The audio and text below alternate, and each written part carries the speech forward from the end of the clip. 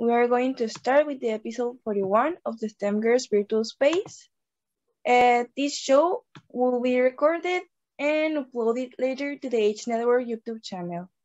Please use the chat box to type your questions, and if you experience connection problems, enable low bandwidth mode and reduce video quality. Thank you so much for waiting. To start formally with our talk show, we ask you to keep your microphones mute. And I'm going to start reading the next introduction. Women, as we know, are not less than any men in any field. Over time, we have seen several examples of women excelling in various STEM fields and serving the society for the larger cause. We at the STEM Girls Initiative aims to groom girls with the same kind of inspiration and see at heart to excel in STEM fields and do their best. This talk show is a platform for the women in STEM to talk to the girls aspiring to excel in it.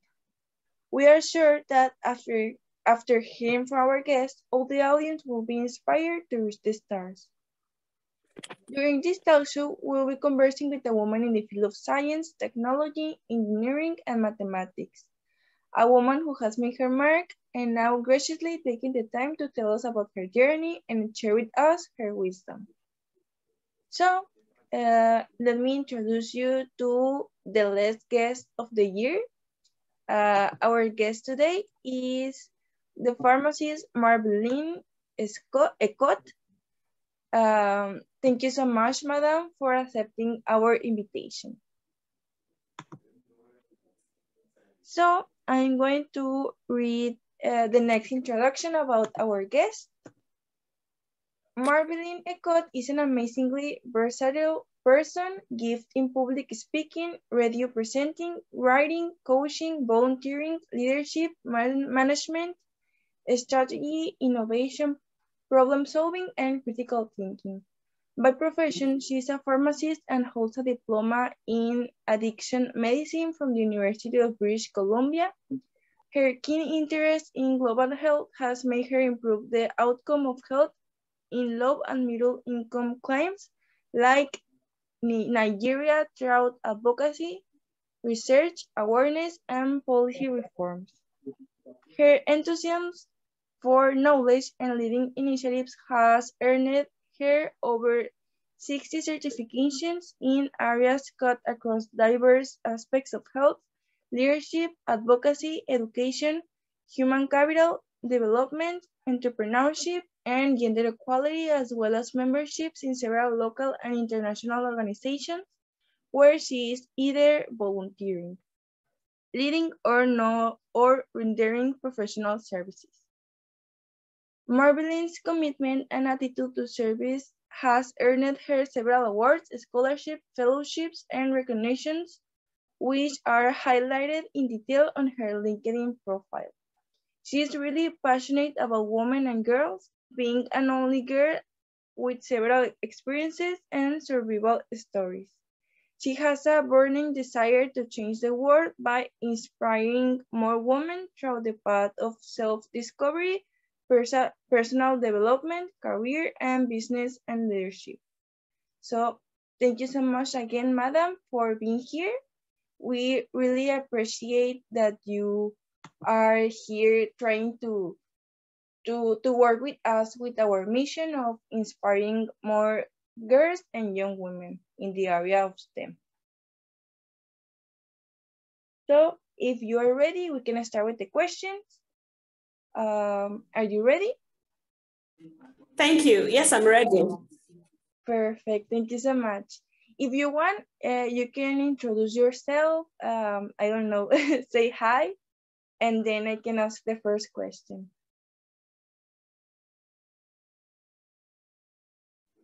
Hi, I'm ready. Yes, you can go ahead and ask your questions. Okay, perfect. Thank you. The first question that we have is, what is your field of study and what got you interested in it? Thank you very much for your question. I am Marveline Ecot, and I'm a pharmacist by profession. And what got me inspired and interested in it was the fact that I, from a little age, have always loved to help people, and I've been passionate about good health and well-being. So I decided that I was going to study pharmacy and get involved with the actual drug production, the drug work, the drug mechanisms, and get to be a part of the process where people get healed and well through drugs. Again, I was also inspired by the fact that a lot of people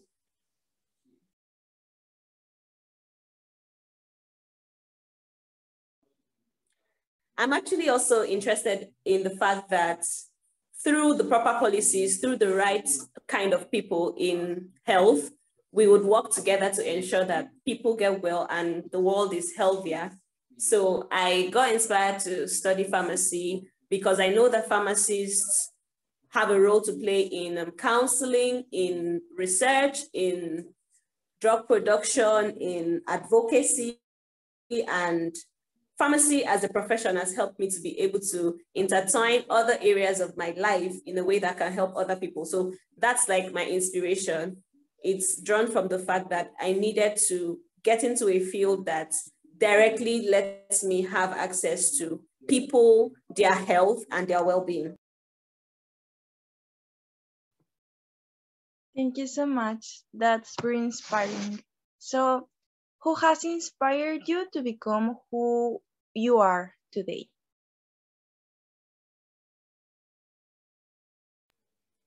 Thank you very much for that question. The people that have inspired me to be who I am today are the people, other women in STEM, other women in science that I have seen doing well. The likes of Professor Dora Akunyili in Nigeria, who was one of the advocates against fake drugs when she worked with NAFDAC. She's a very inspirational woman. And I also have a couple of mentors, the likes of Farm Felicia of One Stop Pharmacy. I am a product of strong women, women from across different climes, across different countries, across different continents that have inspired me to be this person. People that are always clapping and telling me, you can do this. People that have given their support, their counsel, and their mentorship to making me the person I actually am. So my inspiration also is drawn from the place that I, growing up, have had a lot of limitations and hindrances as a girl, where being an only girl in a family of guys and having to learn how to adjust to the woman I am, the differences that exist, taking up challenges in diverse areas in school, having to be faced with the gender equality, the gender inequalities that still exist, having to be a part and parcel of the growth processes,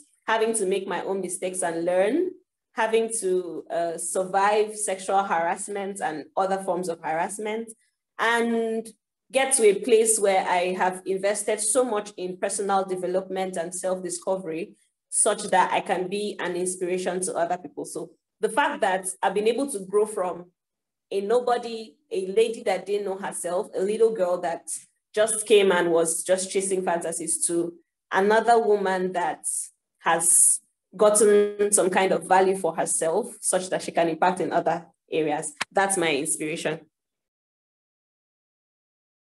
Thank you so much, and congratulations for all the path you have constructed. It's very inspiring to hear what you have made until today. So thank you so much for that. A very important question is, which social problem do you think is the most urgent to be solved when we talk about girls in STEM? I feel like the most pressing social problem for women in STEM is the fact that there's still the gender divide, which needs to be erased for women to get into STEM. There are a lot of people who do not understand that there are so many opportunities for them. There are people who do not understand that they need to be part and parcel of their growth process, get to collaborate, get to build confidence, build capacity. There are women, there are girls who do not understand that they have to rise above the limitations and that they can actually do anything they want to do. You know, a lot of people grow up to understand or think that women in science, women in technology, women in engineering, or women in maths are people that are trying to compete with men or something. So there's that gender divide that needs to be erased for women, more women to be involved in science, more women to be involved in technology. There's also the problem of the interprofessional development. People need to be exposed to opportunities. Women need to be exposed to opportunities for growth where they can build themselves, build their career. There should be no inequality when it comes to payment. There should be no inequality when it comes to the terms, the conditions, and the treatment of women. Women are humans. I like to say that women and girls are first humans before they are women.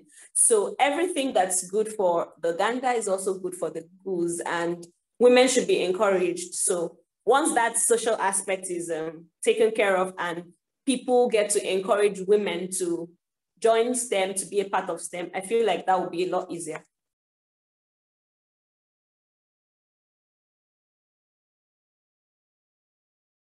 Thank you so much, madam. What are the advantages and disadvantages of high turnover rates? Are they global?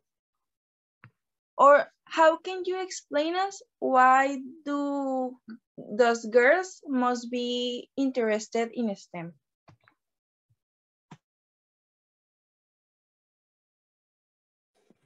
Thank you very much for your question. So turnover, first of all, has to deal with either the amount of money that a business owner takes in a particular period, or it also has to deal with the rate at which employees are, it also has to do with the rate at which employees are received or replaced in a particular organization. So the advantages of high turnover for women or girls in STEM is the fact that they'll be able to pay employees the right kinds of compensation. There are flexible work schedules, and there are opportunities for the employees to interact with other employees. But however, the problem with always having to change your workers or change your employees is the fact that there's going to be that lack of consistency. There's going to be that loss of value. And then you could also lead the loss of morals or moods in the people that you're trying to deal with and all of that. So I feel like for women in STEM, there are a lot of advantages and a lot of disadvantages for high turnover rates. So I'm encouraging that women in STEM should be treated properly, even when it comes to the work they are doing. You know, it's one thing to do a particular thing, and it's another thing to be very passionate about what you're doing. So that's what high turnover basically does. Thank you so much. And when you were a student, did you feel any peer pressure, especially because you're a woman?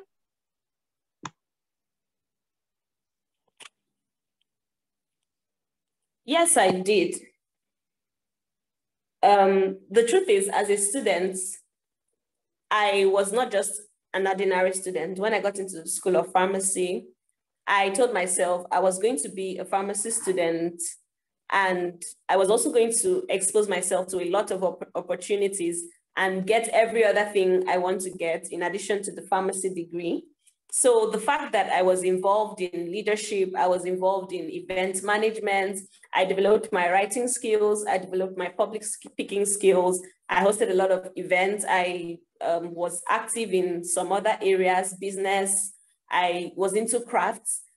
I always needed to strike the balance with my academics. So my peers who didn't understand what I was entering pharmacy school to do or what was my mission in life used to feel like I was overdoing.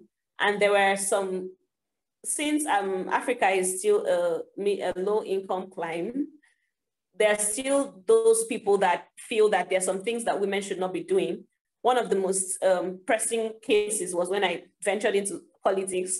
You know, when someone would tell you, you're not supposed to be here, a woman should not be doing this, there's still those stereotypical comments and limitations, which were coming from my peers. So I needed to also train myself and build some kind of confidence and build capacity where I got people to understand through the value I had invested in myself that it was not just about gender, being a woman. If I told myself I was coming out to do this thing, it was because I had the capacity to do it. If I was taking up a leadership role, I took it because I had the capacity to do it. And even in those leadership roles and the things I did, I ensured that I put in the best of work, I put in the best of my abilities, such that even if you go back now and ask about Marvin Nicotts, the one-time vice president of Faculty of Pharmacy in University of Uyo, you would listen to the kind of leadership that I did. If you go back to ask about how it was when I served as the president of International Society for Pharmacoeconomics Outcomes and Research in University of Uyo chapter, even when I wanted to be the president, you know, I had some comments like, you're a girl, you should not do this. And those are the pressures I really faced from my peers. And what I'll be urging other women to know and to do is that you are enough, you are strong, you are powerful, and all you need to do is build capacity, build value. As much as in the beginning, a lot of people will try to make you feel less because you're a woman, or feel incapable, or feel like you're trying to be competitive by venturing into an area which they think is meant for men. They'll come to do this thing because you have the capacity, your actions. So it's important that anything you find yourself doing, any area of your life, you are invested in building capacity. You get the right kind of mentorship, get the right kind of inclusion, get the right kind of information, and then you will perform. You will overcome those obstacles. It's by efforts. People want to see your actions. People want to see what you can do, not what you say you can do. So any slight opportunity you have to prove what you can do, it's important that you do it well. Yes, that's just about the question of my peer pressure or the advice I'd like to give to young girls. Go out there and do things differently. You're the only person that can limit yourself. Tell yourself you can do it. Find the slightest opportunity you need to prove to the world that you can do it and get it done. At some point, people will start coming to terms with the fact that this person is capable. I had built capacity to the point that I was now recommended for things. I was now put out there for things because people knew that I could do what I said I'll do. Because when I was given the opportunity to try, volunteer for a lot of things. Sometimes people might not want to trust you with opportunities or platforms, especially because they feel you're inexperienced. So when you volunteer and get it done right the first time, naturally, gradually, people will start believing in your abilities, and that's how you would grow. Thank you. Thank you so much, Madam. And how can we increase girls or young women's participation in STEM?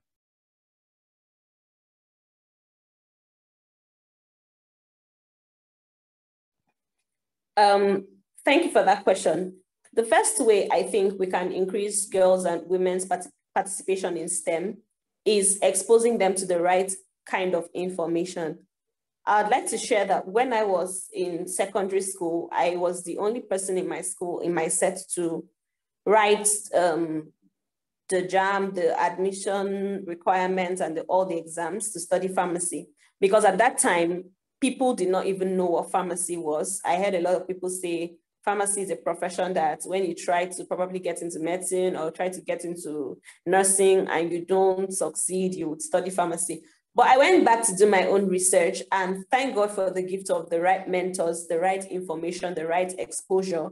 I got to know that pharmacy is actually a beautiful place to be. And I got to understand what pharmacists do, how I can function best in it, the nature of the training, what I need to know. So the first thing to get women and girls involved in science, technology, engineering, or maths is to give them the right kind of information. Let them know that it's not a boy profession, that the fact that they want to go into those professions doesn't make them masculine or doesn't make them competitive.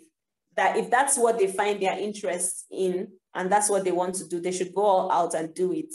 And in addition to information, mentorship is very important. So when people have the right mentors, shout out to all my mentors, thank you so much. People that have been there before me are the reasons I've been able to move fast. I've had a lot of amazing women in my life that have always kept me on track. I've had a lot of amazing women in my career that have always linked me up to opportunities. I've also had a lot of men. It's not just women that can be mentors, both men and women make amazing mentors. It's about having the right kind of people that will hold your hands and walk you through the process of growth and personal development. People that will always call your attention when you are derailing. So people need mentors. Girls in STEM need mentors.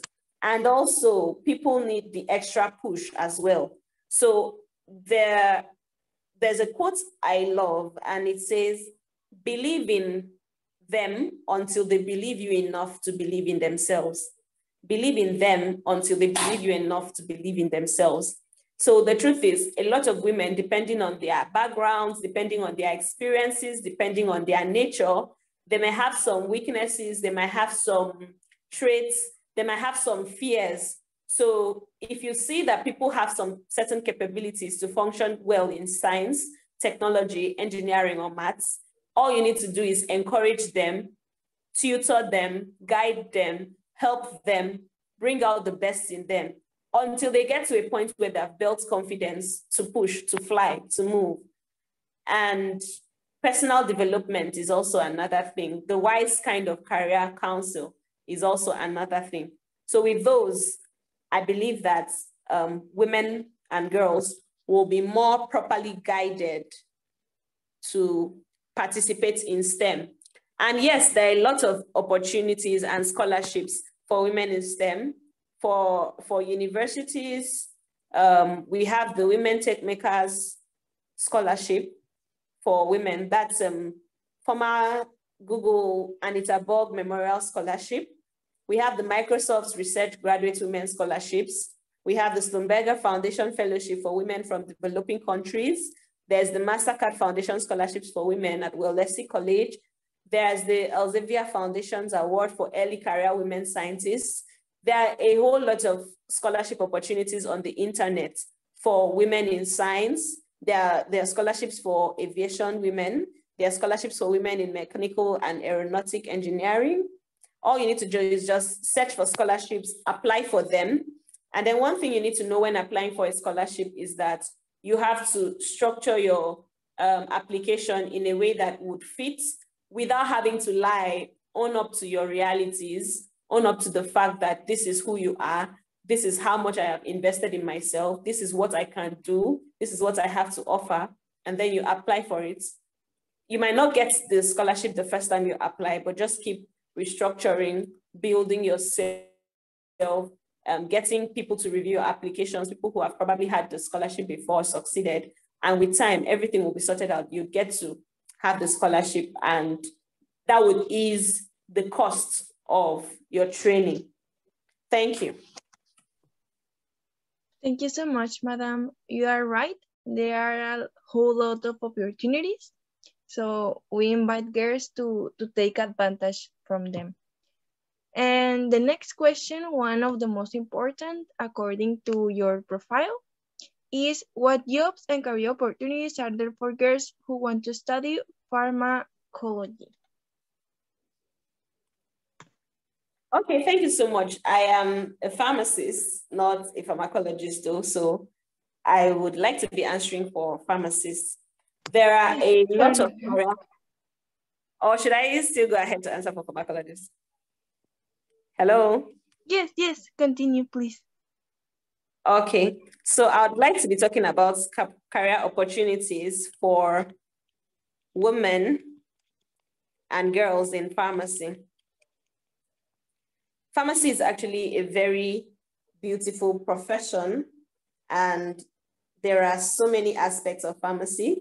There's the industrial aspect of pharmacy, there's the research, there's the public health, there is the analytical and formulation aspect, that's the industrial, there's the manufacturing quality control aspect, there's the sales and marketing, there's the academic pharmacy, there's the military pharmacy, there's the hospital pharmacy, there's the community pharmacy, and there's also the business aspect of pharmacy, that's entrepreneurship and pharmacoeconomics. So these are many more opportunities for women that intend to get into pharmacy. You could just decide to venture into any of those aspects. For instance, I am interested in public health, that's getting health and well-being for all people, no matter their ages, their gender, their tribe. I'm really interested in the whole universal health coverage plan. And I also love business. But however, there are several other opportunities, like there's the academic pharmacy, so you could decide to come back to lecture. There's the hospital pharmacy, you could decide to work in the hospital. There's the academic pharmacy. There's the sales and marketing. There's the manufacturing, quality control, and regulatory aspects of pharmacy. There's the industrial pharmacy. There's administrative pharmacy. So there's several areas in pharmacy. And I must assure you as a woman that if you get into pharmacy, you won't be disappointed. If you get into pharmacy, you will be happy you did. If you get into pharmacy, you'll be satisfied. So yes, thank you. Thank you so much. The next question is, what would you consider to be your greatest achievement as a STEM woman, educator, and advocate and motivator of your time?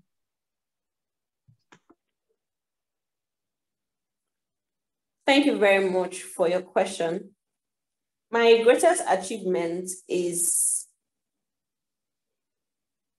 Leap Innovation Hub. That's the platform I run, where Nigerian youths from across the 36 states from 15 to ages 45 are part of. And then we train them on leadership, entrepreneurship, academic excellence, and public service. I also consider the fact that several hundreds of other women have been mentored, helped, given direction, given paths.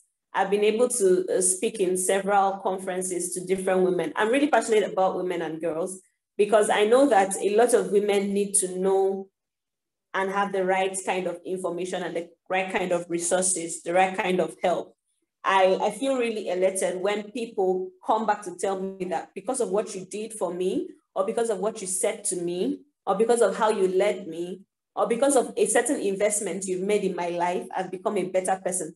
So that's my greatest achievement, the fact that I've been able to inspire and reach out to other people, the fact that I've been able to help other people, the fact that from a place of abuse and pain and harassment and a whole lot of stuff, I have grown a thick skin and been able to get justice for other women, get other women included, get other women helped, get other women satisfied. That is my greatest achievement, the fact that I've been able to inspire a lot of other people, hundreds, thousands, at several points, in several dimensions, in several aspects. That's my greatest achievement. Thank you so much. And now The last question before we pass to the question from the audience is, Nigeria is currently facing global health insecurity, especially on drugs addiction. Is your contribution to solving this problem with your field? Or what do you think is a possible solution? Thank you so much for your question. So I'm really happy that I decided to consider the diploma in addiction medicine from University of British Columbia when I did. So I have gotten understanding that a lot of people who are addicted do not even realize when the addiction starts. A lot of people who are addicted have tried to help themselves to cope with the addiction. The first thing is that since the statements that we can actually stop addiction may sound vague, one of the ways to help is harm reduction. So like as an ambassador for tobacco harm reduction, I have learned that instead of actually trying to tell people to stop, you could tell them to still take the tobacco to get the effects they want to get without, sorry, the tobacco, yes, to get the nicotinic effects they want to get without getting harmed by tar. It's the same thing I apply when I try to help people with addiction. I try to give them safer alternatives so that they will be helped instead of trying to put them in that place where they might suffer from withdrawal symptoms, or they might be lying to themselves that they've actually stopped the addiction when they haven't. I know that a lot of people will fight their addiction if they're exposed to the right kind of information. So as a pharmacist, I do so much in counseling people, in creating awareness, getting to the nooks and crannies of cities and towns, using social media, working with different organizations to get the message of health, the message of well-being to different people. So it's not just about telling somebody, stop this addiction. It's about helping them through their process, giving them the right kind of medications they need at some point, if they do, linking them up with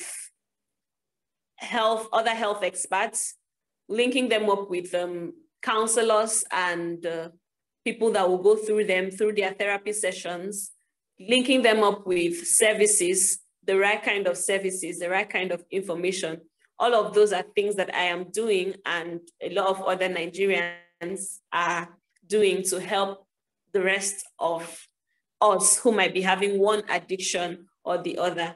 And there's also the role of determination. No matter how much information people get, no matter how much help you try to give to somebody who has an addiction, if the person themselves, or if the person himself or herself or themselves, as the case may be, is not ready to let go of the addiction, then you might as well be wasting your time. So it's bringing people first to a place of understanding that this is an addiction. This is something you need to stop. And then once they have accepted to stop it and they're determined to work towards stopping the addiction, you guide them through the process. You won't force anyone to get healed or cured or treated, but all you can do is be nice to them, help them, guide them, link them up with opportunities, link them up with counsel, teach them new habits. Just like addiction most times is a habit, you could teach them new habits that will help them. And in cases where they are so stuck and gradual stopping will hinder them, you could give them safer alternatives. So yes, that's it for addiction. Thank you so much, Madam, for sharing with us all that information and your experience as a STEM woman. Now it's time to hear the questions or the comments from the public. So if someone has any question, you can use the chat box or raise your hand so you can turn on your microphone. So by my part, thank you so much, Madam. We are really happy and glad to have you here today in the last episode of this year. And if you're interested, you can also work with us in our mentorship program. We will be very happy to have you there. Thank you very much, STEM. Thank you very much for inviting me to be on this session. To be honest, I'm really excited to be talking in the last session for the year. And I'd like to use this opportunity to wish everyone a happy new year, happy 2022. And I'd like to also say that I'll be interested in working with STEM to mentor other women, help them find their career path, and help them find their feet in STEM. Thank you so much. I really had an amazing time with you. I must say I'm grateful for this opportunity and I'm looking forward to doing more with STEM. Thank you. Thank you so much. When the video is uploaded to our YouTube channel, we will let you know. And yes, we're very happy and glad again. So, thank you. Is there any question or comment in the chat? And so there is Tina. Hi, Tina. And well. Hi, Gabby. Thank you very much, Professor, because you're already a professor in the making.